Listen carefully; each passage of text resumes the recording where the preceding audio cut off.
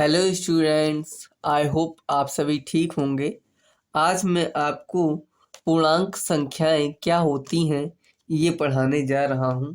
चलिए हेडिंग डाल लीजिए, पूर्णांक। पूर्णांक संख्याएं जिसको अंग्रेजी में क्या कहते हैं, इंटीगर। इंटीगर।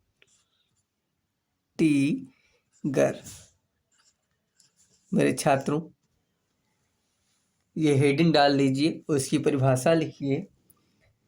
सभी धनात्मक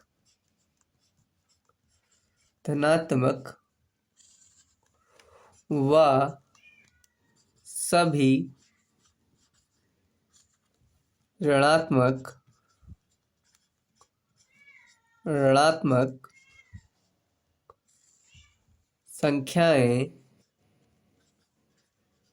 संख्याएं क्या कहलाती हैं? पूर्णांक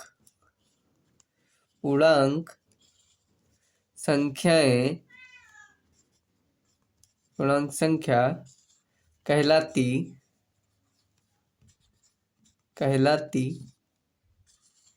है। दो लाइन की परिभाषा है।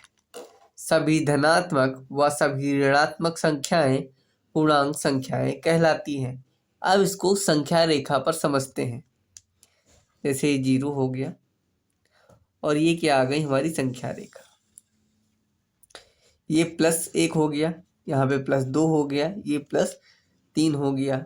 ठीक है, इस तरीके से डट आगे बढ़ेंगे। यहाँ पे -1 हो गया, यहाँ पे -2 हो गया, यहाँ पे -3 हो गया, यहाँ पे फिर संख्या बढ़ती ऐसे चली जाएगी। समझिए मेरे छात्रों, ये संख्या रेखा का नियम है कि 0 के बाद इस साइड में +1 +2 +3 और इस साइड में -1 -2 -3। ठीक है, देखिए ये जो संख्या है, ये संख्याएं 0 सहित ये संख्याएं क्या कहलाएंगी? हमारी पूर्ण संख्याएं कहलाती हैं। ये संख्या रेखा के द्वारा समझने का नियम है। ठीक है मेरे छात्रों, कि हमारी पूर्ण संख्याएं क्या होती हैं। तो आप इस चार्ट को, इस संख्या रेखा की चार्ट को याद कर लीजिए। सभी प्लस की और सभी माइनस की संख्याएं क्या कहलाती हैं? पूर्णांक संख्याएं कहलाती हैं, अर्थात इंटीगर कहलाती हैं। ठीक है, चलिए अब इनके गुणों की बात कर लेते हैं। ये तो परिभाषा बहुत छोटी है, इसके गुण पर आधारित बहुत से सवाल आपसे पूछे जाते हैं। चलिए अब गुण की बात करेंगे। अब हम बात करने वाले हैं गुणों की। गुण की यहाँ पे हेडिंग डाल लेते हैं कि गुण। नंबर फर्स्ट पॉइंट क्या है, आप ये देखिए। आप इस तरीके से संख्या रेखा दोबारा बना लीजिए समझने के लिए। यहाँ पे 0 लिखिए, यहाँ पे +1 +2 +3 और यहाँ पे -1 -2 -3 इस तरीके से अनेक संख्याएं जहाँ तक कि आप बनाना चाहें। तो समझिए, ये वाला जो भाग है हमारा, जो ये वाला भाग है, ये क्या कहलाता है? हमारा धन पूर्णांक। ये हमारा धन पूर्णांक कहलाता है। और ये जो हमारा ये वाला भाग है, ये क्या कहलाता है? मेरे छात्रों कोई कमेंट करे। ये कहलाता है ऋण पूर्णांक। यहाँ पे अंग्रेजी में भी मैं लिखे दे रहा हूँ, मेंशन किए दे रहा हूँ। इसको हम कहते हैं पॉजिटिव इंटीगर।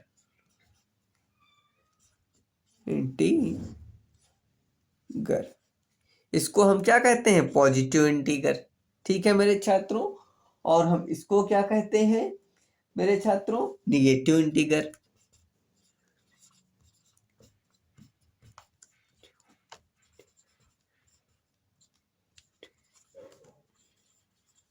ठीक है मेरे छात्रों, ये जो संख्याएं हैं ये क्या कहलाएंगी? ऋण पूर्णांक और निगेटिव इंटीगर। और ये वाली संख्याएं धन पूर्णांक और पॉजिटिव इंटीगर्स कहलाती हैं। मेरे छात्रों, मेरे ख्याल से आप पहला गुण समझ गए होंगे। अब अगले गुण की बात कर लेते हैं कि हमारा अगला गुण क्या है। चलिए पॉइंट नंबर 2 डाल लीजिए। फिर से संख्या रेखा मैं बना लेता हूँ एक बार। यहाँ पे मैं 0 लिखूंगा, यहाँ पे 1 2 3 डैश डैश डैश प्लस की हैं ये, और यहाँ पे -1 -2 -3। मैंने आपको बताया इनको हम धन पूर्णांक या पॉजिटिव इंटीगर और इसको हम ऋण पूर्णांक या नेगेटिव इंटीगर कहते हैं, ठीक है। किंतु मैंने आपको ये नहीं बताया कि ये जीरो क्या है, इस जीरो को क्या कहते हैं। इसके लिए भी तो एक नियम आएगा ना।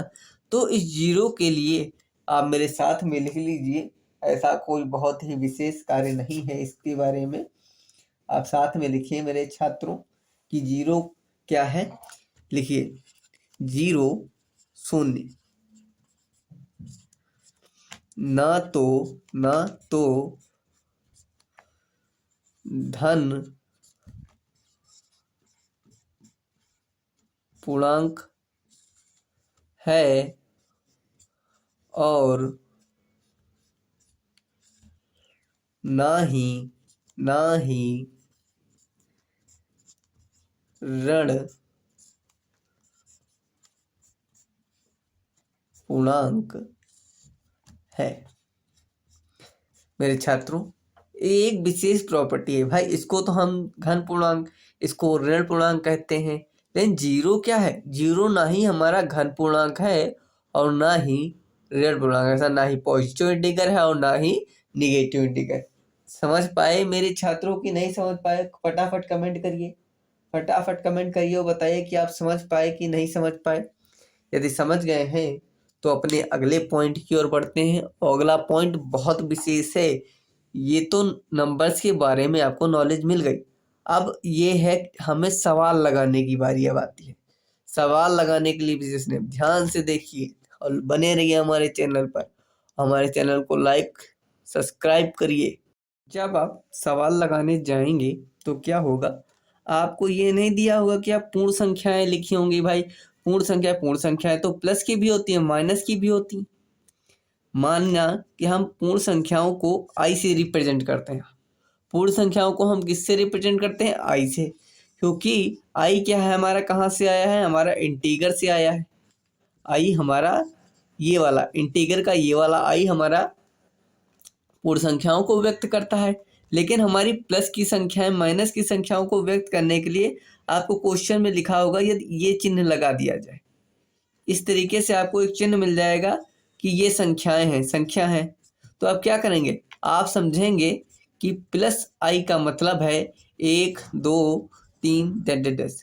प्लस आई का मतलब ये है। यहीं पे यदि आई के ऊपर माइनस लगा दिया जाएगा तो आप क्या समझेंगे कि -1 दिया है, -2 दिया है या माइनस, तो हमें माइनस की संख्याएं दी गई हैं। अर्थात ये निगेटिव इंटीगर्स के लिए है और ये पॉजिटिव इंटीगर्स के लिए है। ये दो बातें आप विशेष रूप से ध्यान रखेंगे, तभी आप क्वेश्चन को सही कर पाएंगे। आप ये क्या होगा, यदि आपको आई दे दिया गया है तो मतलब क्या होगा कि आपके पास प्लस की भी संख्या हो सकती है और माइनस की भी संख्या हो सकती है। ये दोनों संख्याएं इसके अंतर्गत आ जाती हैं, किंतु इसके अंतर्गत केवल ये एक आता है और इसके अंतर्गत केवल ये -1 आता है। मेरे ख्याल से अब आप समझ पाए कि नहीं समझ पाए? प्लस आई होगा तो क्या होगा, पॉजिटिव इंटीगर, यानी 1 से लेके 2 3 4 5 6 7 कुछ कोई भी संख्या हो सकती है। यदि माइनस आई होगा तो क्या होगा, हमारे पास -1 से लेके -2 -3 ऐसे कोई भी संख्या हो सकती है। किंतु जब आई होगा तो हमारे पास दोनों संख्याएं हो सकती हैं, +1 भी हो सकता है और -1 भी हो सकता है। इन बातों को आप ध्यान रखेंगे और आप सवाल लगाएंगे तो मेरे ख्याल से आपका कोई भी सवाल गलत होने वाला नहीं है। अब मेरे ख्याल से आप समझ गए होंगे और हमारे चैनल पे बने रहिए। RVGCL इंस्टीट्यूट को सब्सक्राइब करिए, वीडियो को लाइक करिए और शेयर करिए। धन्यवाद, थैंक यू।